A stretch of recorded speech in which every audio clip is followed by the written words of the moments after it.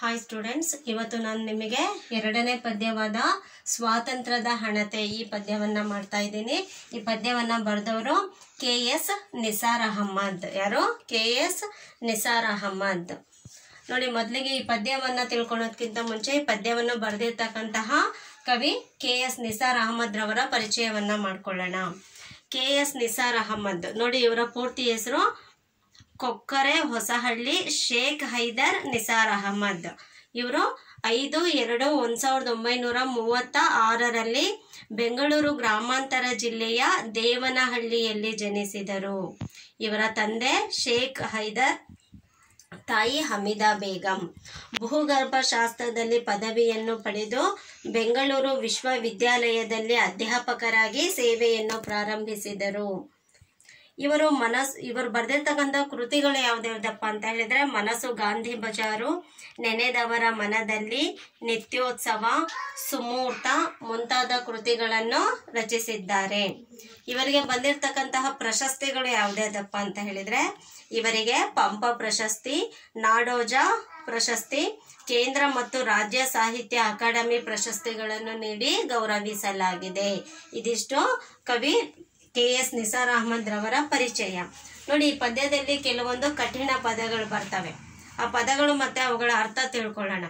ಅರಿವೆ ಅಂದ್ರೆ ಬಟ್ಟೆ, ಗಳಿಕೆ ಅಂದ್ರೆ ಸಂಪಾದನೆ, ಗೃಹ ಅಂದ್ರೆ ಮನೆ, ಘನತೆ ಅಂದ್ರೆ ಶ್ರೇಷ್ಠತೆ, ತೈಲ ಅಂದ್ರೆ ಎಣ್ಣೆ, ಬೆಸೆ ಅಂದ್ರೆ ಒಂದಾಗುವುದು, ಮೊಳಕೆ ಅಂದ್ರೆ ಕುಡಿ, ಪಗಡೆ ಅಂದ್ರೆ ಅದು ಒಂದು ಬಗೆಯ ಆಟ, ಪಾಯ ಅಂದ್ರೆ ಬುನಾದಿ, ಹಣತೆ ಅಂದ್ರೆ ದೀಪ.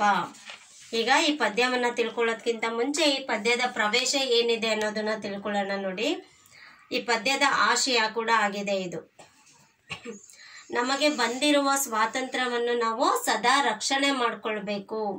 ನಮ್ಮ ದೇಶದ ಅಭಿವೃದ್ಧಿಗಾಗಿ ಸದಾ ದುಡಿಯುತ್ತಿರಬೇಕು. ಧೀರತನದಿಂದ ದೇಶದ ಸ್ವಾತಂತ್ರ್ಯವನ್ನು ಕಾಪಾಡಿಕೊಳ್ಳಬೇಕು. ನಮ್ಮ ಸಾಧನೆಯ ಕಡೆಗೆ ಗಮನವಿರಬೇಕು. ದೇಶಕ್ಕಾಗಿ ಹೋರಾಡಿದ ಹುತಾತ್ಮರಿಗೆ ಗೌರವವನ್ನು ಸದಾ ಸಲ್ಲಿಸಬೇಕು ಎಂಬುದು ಈ ಪದ್ಯದ ಆಶಯವಾಗಿದೆ. ಹಾಗಾದ್ರೆ ಈ ಪದ್ಯದಲ್ಲಿ ಏನಿದೆ ಅನ್ನೋದನ್ನ ನಾವು ತಿಳ್ಕೊಳ್ಳೋಣ. ಅದಕ್ಕಿಂತ ಮುಂಚೆ ನಾನು ಈ ಪದ್ಯವನ್ನ ಓದ್ತೀನಿ. ನೀವೇನ್ ಮಾಡ್ಬೇಕು, ಬೆರಳನ್ನ ಇಟ್ಬಿಟ್ಟು ಆ ಪದ್ಯದ ನಿಮ್ಮ ಟೆಕ್ಸ್ಟ್ ಬುಕ್ ಓಪನ್ ಮಾಡಿ ಪುಟ ಸಂಖ್ಯೆ 73. ನೀವು ಕೂಡ ಅಲ್ಲಿ ಬೆರಳನ್ನಿಟ್ಟು ಆ ಸಾಲುಗಳನ್ನ ನೀಟಾಗಿ ಕೇಳಿಸ್ಕೊತಾ ಹೋಗ್ಬೇಕು. ನೋಡಿ, ಸದಾ ಉರಿಯುತ್ತಿರುವ ಹಾಗೆ ಸ್ವಾತಂತ್ರ್ಯದ ಹಣತೆ, ದುಡಿಮೆ ತೈಲವೆರೆಯುತ್ತಿರಲು ಬಿಡುವಿಲ್ಲದೆ ಜನತೆ, ಎಂತು ಕುಂದಬಹುದು ಎಮ್ಮ ತಾಯ್ನಾಡಿನ ಘನತೆ. ಸದಾ ಉರಿಯುತ್ತಿರುವ ಹಾಗೆ ಸ್ವಾತಂತ್ರ್ಯದ ಹಣತೆ, ದುಡಿಮೆ ತೈಲವೆರೆಯುತ್ತಿರಲು ಬಿಡುವಿಲ್ಲದೆ ಜನತೆ, ಎಂತು ಕುಂದಬಹುದು ಎಮ್ಮ ತಾಯ್ನಾಡಿನ ಘನತೆ. ನೋಡಿ, ಸದಾ ಉರಿಯುತ್ತಿರುವ ಹಾಗೆ ಸ್ವಾತಂತ್ರ್ಯದ ಹಣತೆ. ಇಲ್ಲಿ ಕವಿ ಸ್ವಾತಂತ್ರ್ಯವನ್ನ ದೀಪಕ್ಕೆ ಹೋಲಿಸ್ತಾ ಇದ್ದಾರೆ. ಇಲ್ಲಿ ಹಣತೆ ಅಂತ ಹೇಳಿದ್ರೆ ದೀಪ. ಈ ಹಣತೆ ಅಂತಕ್ಕಂತಹ ಈ ದೀಪ ಅಂತಕ್ಕಂತಹ ಈ ಸ್ವಾತಂತ್ರ್ಯದ ಈ ಹಣತೆ, ಸ್ವಾತಂತ್ರ್ಯ ಎಂಬ ಈ ದೀಪ ಸದಾ ಉರಿತಿರಬೇಕು ಅಂತ ಕವಿ ಇಲ್ಲಿ ಹೇಳಿದ್ದಾರೆ, ಕವಿ KS ನಿಸಾರ್ ಅಹಮದ್ ರವರು. ಯಾಕೆಂದ್ರೆ ಈ ಸ್ವಾತಂತ್ರ್ಯ ಅನ್ನೋದು ನಮಗೆ ಅಷ್ಟು ಈಸಿಯಾಗಿ ಸಿಕ್ಕಿದ್ದಲ್ಲ, ತುಂಬಾ ಸುಲಭವಾಗಿ ಸಿಕ್ಕಿದ್ದಲ್ಲ. ಈ ಸ್ವಾತಂತ್ರ್ಯ ಅನ್ನೋದು ಅನೇಕ ವೀರ ಶೂರರ, ಅನೇಕ ಮಹಾನ್ ನಾಯಕರುಗಳ ತ್ಯಾಗ ಬಲಿದಾನದ ಮೂಲಕ ನಮಗೆ ಈ ಸ್ವಾತಂತ್ರ್ಯ ಅನ್ನೋದು ಸಿಕ್ಕಿದೆ. ಈ ಸ್ವಾತಂತ್ರ್ಯವನ್ನ ನಾವೇನ್ ಮಾಡ್ಬೇಕು, ಈ ಸ್ವಾತಂತ್ರ್ಯವನ್ನ ನಾವು ಸದಾ ಉರಿಯುತ್ತಿರುವ ಹಾಗೆ ಸ್ವಾತಂತ್ರ್ಯದ ಹಣತೆ, ಈ ಸ್ವಾತಂತ್ರ್ಯವನ್ನು ನಾವು ಕಾಪಾಡ್ಕೊಳ್ಬೇಕು.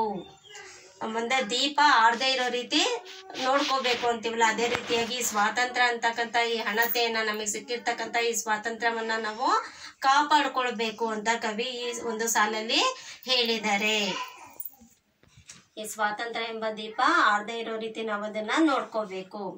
ಎರಡನೇ ಸಾಲಲ್ಲಿ ಏನ್ ಹೇಳಿದಾರೆ ನೋಡಿ, ದುಡಿಮೆ ತೈಲವೆರೆಯುತ್ತಿರಲು ಬಿಡುವಿಲ್ಲದೆ ಜನತೆ, ದುಡಿಮೆ ತೈಲವೆರೆಯುತ್ತಿರಲು ಬಿಡುವಿಲ್ಲದೆ ಜನತೆ.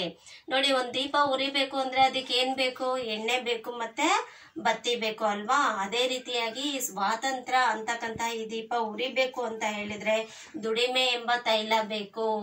ಅಂದ್ರೆ ನಾವು ಕೆಲಸ ಮಾಡುವ ಮೂಲಕ ನಮ್ಮ ದೇಶವನ್ನ ಅಭಿವೃದ್ಧಿಯ ಕಡೆಗೆ ಕೊಂಡೊಯ್ಬೇಕು.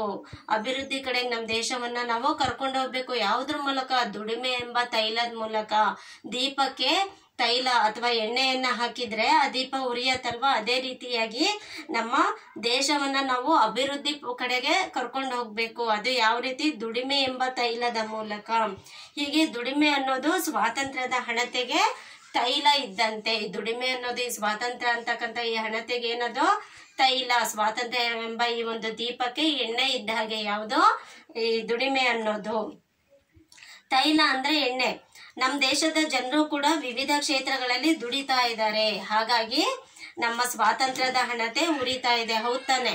ನಮ್ಮ ದೇಶದ ಜನತೆ ಏನ್ ಮಾಡ್ತಾ ಇದ್ದಾರೆ? ದುಡಿತಾ ಇದ್ದಾರೆ. ಯಾರು ಸೋಂಬೇರಿಗಳ ತರ ಕುತ್ಕೊಂಡಿಲ್ಲ. ಹೌದ್ ತಾನೆ? ನಮ್ಮ ದೇಶದ ಜನತೆ ವಿವಿಧ ಕ್ಷೇತ್ರಗಳಲ್ಲಿ, ಬೇರೆ ಬೇರೆ ಕ್ಷೇತ್ರಗಳಲ್ಲಿ ದುಡಿತಾ ಇದ್ದಾರೆ. ಹಾಗಾಗಿ ನಮ್ಮ ಸ್ವಾತಂತ್ರ್ಯದ ಹಣತೆ ಉರಿತಾ ಇದೆ. ಅದನ್ನೇ ಇಲ್ಲಿ ಕೊಟ್ಟಿದ್ದಾರೆ. ದುಡಿಮೆ ತೈಲವೆರಿಯುತ್ತಿರಲು ಬಿಡುವಿಲ್ಲದೆ ಜನತೆ ಬಿಡುವಿಲ್ಲದೆ ಇರೋ ರೀತಿ ದುಡಿಮೆಯನ್ನ ಮಾಡ್ತಾ ನಮ್ಮ ದೇಶದ ಅಭಿವೃದ್ಧಿಯ ಕಡೆಗೆ ಗಮನ ಹರಿಸ್ತಾ ಇದ್ದಾರೆ. ನಮ್ಮ ದೇಶವನ್ನ ಅಭಿವೃದ್ಧಿ ಕಡೆಗೆ ಕೊಂಡೊಯ್ಬೇಕು. ಆಗ ಈ ಸ್ವಾತಂತ್ರ್ಯದ ಹಣತೆ ಹಾರೋದಿಲ್ಲ. ಹಾರದೇ ಇರೋ ರೀತಿ ನೋಡ್ಕೋಬಹುದು ನಾವು ಅಂತ ಹೇಳ್ತಾ ಇದ್ದಾರೆ. ನೋಡಿ, ಎಂತು ಕುಂದಬಹುದು ಎಂಬ ತಾಯ್ನಾಡಿನ ಘನತೆ. ಎಂತು ಕುಂದಬಹುದು ಎಂಬ ತಾಯ್ನಾಡಿನ ಘನತೆ. ಎಂತು ಕುಂದಬಹುದು ಎಂಬ ತಾಯ್ನಾಡಿನ ಘನತೆ. ನಮ್ಮ ತಾಯ್ನಾಡಿನ ಘನತೆ ಯಾವತ್ತು ಕುಂದದೇ ಇರೋ ರೀತಿ ನಾವು ಅದನ್ನ ನೋಡ್ಕೋಬೇಕು. ಇಲ್ಲಿ ಘನತೆ ಅಂದ್ರೆ ಪದಗಳ ಅರ್ಥದಲ್ಲಿ ಹೇಳಿದೆ. ಏನು? ಘನತೆ ಅಂದ್ರೆ ಶ್ರೇಷ್ಠತೆ. ನಮ್ಮ ತಾಯ್ನಾಡಿನ ಘನತೆ ಅಥವಾ ಶ್ರೇಷ್ಠತೆ ಯಾವತ್ತು ಕುಂದಬಾರ್ದು. ಆ ರೀತಿಯಾಗಿ ನಾವು ಅದನ್ನ ನೋಡ್ಕೋಬೇಕು. ನೋಡಿ, ನಮ್ಮ ದೇಶದ ಘನತೆ ಯಾವತ್ತು ಕುಂದದೇ ಇರೋ ರೀತಿ ನಾವು ಅದನ್ನ ನೋಡ್ಕೋಬೇಕು. ನೋಡಿ, ನಮ್ಮ ದೇಶ ಅಭಿವೃದ್ಧಿ ಹೊಂದುತ್ತಾ ಇರ್ತಕ್ಕಂತಹ ದೇಶ. ಇದು ಆಲ್ರೆಡಿ ಅಭಿವೃದ್ಧಿ ಹೊಂದಿರೋಂತಹ ದೇಶನೂ ಅಲ್ಲ, ಅಥವಾ ಅಭಿವೃದ್ಧಿ ಆಗಿರ್ತಕ್ಕಂತಹ ದೇಶನೂ ಅಲ್ಲ, ಅಥವಾ ಅಭಿವೃದ್ಧಿ ಆಗದೆ ಹಿಂದುಳಿದಿರೋ ದೇಶನೂ ಅಲ್ಲ. ಇದು ಅಭಿವೃದ್ಧಿ ಹೊಂದುತ್ತಾ ಇರೋದು. ಇನ್ನು ಈಗ ನಮ್ಮ ದೇಶ ಅಭಿವೃದ್ಧಿ ಹೊಂದುತ್ತಾ ಇರೋಂತಹ ದೇಶ. ಇದು ಹಿಂದುಳಿದ ದೇಶ ಕೂಡ ಅಲ್ಲ. ಇದು ಅಭಿವೃದ್ಧಿ ಹೊಂದುತ್ತಾ ಇರೋದು ಅಂದ್ರೆ ಮುಂದುವರಿಯುತ್ತಿರುವ ದೇಶ ನಮ್ದು.